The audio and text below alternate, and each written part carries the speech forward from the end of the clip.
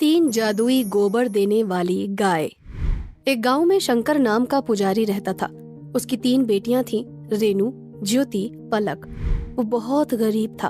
वो पूरे दिन भगवान की तपस्या में लगा रहता था। एक दिन उसका दोस्त उससे मिलने आया। कैसे हो शंकर?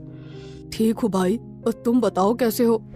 अरे मैं तो ठीक हूँ। और सब कैसा चल रहा है? बेटियों की शादी का क्या सोचा है?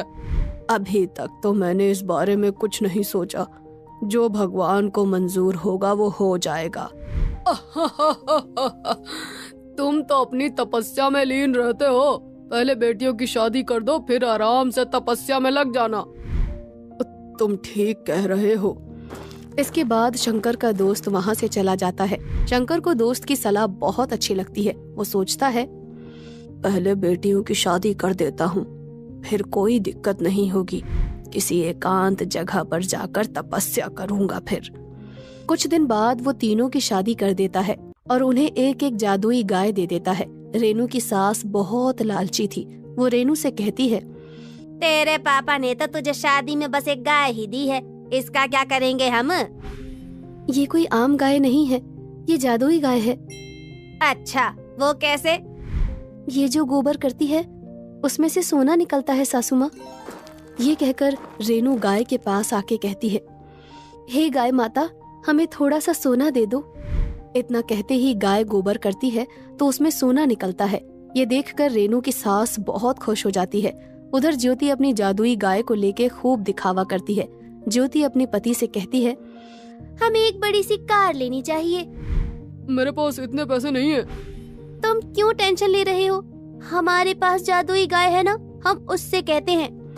ज्योति गाय के पास जाकर कहती है, गाय माता, हमें कुछ पैसे दे दो, हमें एक कार खरीदनी है। गाय गोबर करती है, उसमें से हीरे निकलते हैं। ये देखकर दोनों बहुत खुश हो जाते हैं और कार खरीद लेते हैं। वहीं पलक का पति नौकरी करता था। पलक अपने पति से कहती है, क्यों ना हम जादुई गाय से कुछ पैसे लेकर अपना काम कर लें? ये तो बहुत ही अच्छा है।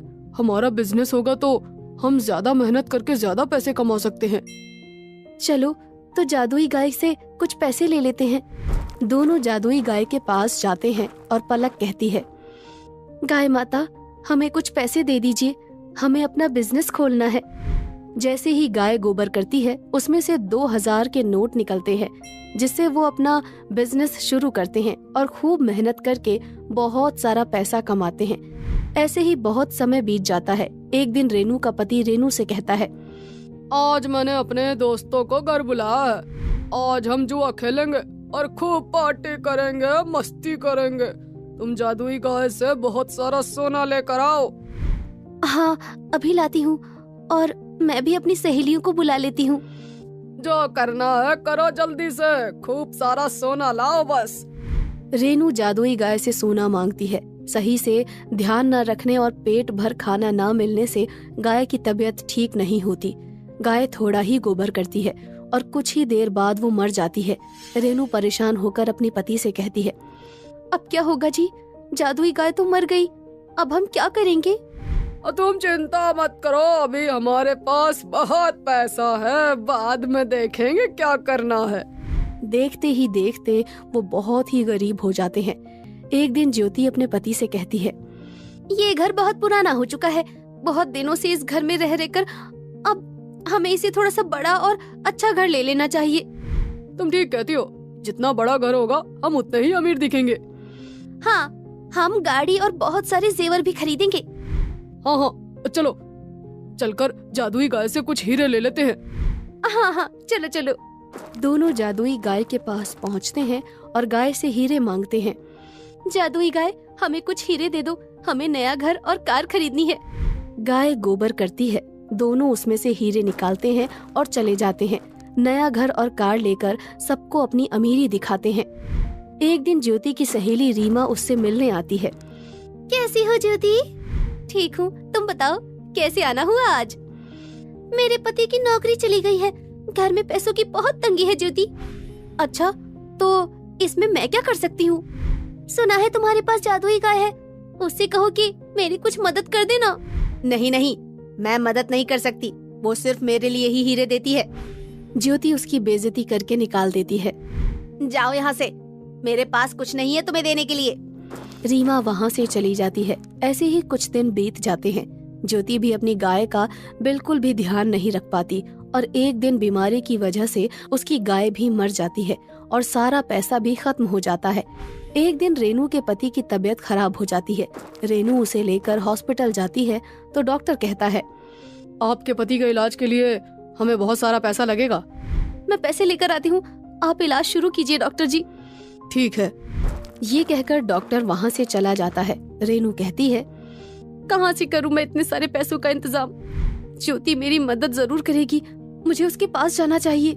रेनू ज्योति के घर पहुँच जाती है। ज्योति की बुरी हालत देखकर रेनू ज्योति से हैरान होकर पूछती है, तुम्हारा घर तो शहर का सबसे बड़ा घर था ज्योति, इतने छोटे से घर में कैसे आ गई और तुम्हारा ये हाल कैसे हो गया? क्या बताऊं बहन, मेरी जादुई गाय पता नहीं कैसे मर गई। ज्योति सारी बात रेनू को बता देती है और रेनू कहती है, मेरी जादुई गाय भी मर गई है। मेरे पति की तबीयत ठीक नहीं है, डॉक्टर ने इलाज में बहुत सारा खर्चा बताया है। मैं तो तुमसे मदद लेने आई थी, हमें पलक के पास जाकर उससे मदद मांगनी चाहिए रेनू। हाँ, तुम सही कह रही हो। दोनों बहनें पलक के घर पहुंच जाती हैं और पलक से कहती हैं, मेरे पति की तबीयत बहुत ज्यादा खराब है, इलाज का खर्चा बहुत ज्यादा है पलक, मुझे कुछ पैसे दे दो बहन। पापा ने जो जादुई गाय दी थी उसका क्या हुआ? हम दोनों की गाय मर गई है, अब हमें बहुत परेशानी हो रही है। दोनों पलक को अपनी सारी परेशानियां बताती हैं। पलक सारी बात सुनकर कहती है, तुम दोनों टेंशन मत लो, मेरी जादुई गाय बिल्कुल ठीक है, मैं उससे कह दूंगी, वो तुम्हारी मदद जरूर करेगी। ये सुनकर दोनों बहुत ही खुश हो जाती हैं और पलक के साथ दोनों जादुई गाय के पास जाती हैं और पलक जादुई गाय से कहती है, हे गाय माता, मेरी बहनें बहुत मुसीबत में हैं, उनकी मदद करो। इतना कहते ही जादुई गाय गोबर करती है और उसमें से पैसे निकलते हैं, जिससे पलक रेनू के पति का इलाज करवाती है और बाद में दोनों का बिजनेस शुरू करवाती है। इसके बाद तीनों बहनें बिना किसी परेशानी के अपना जीवन जीने लगती हैं।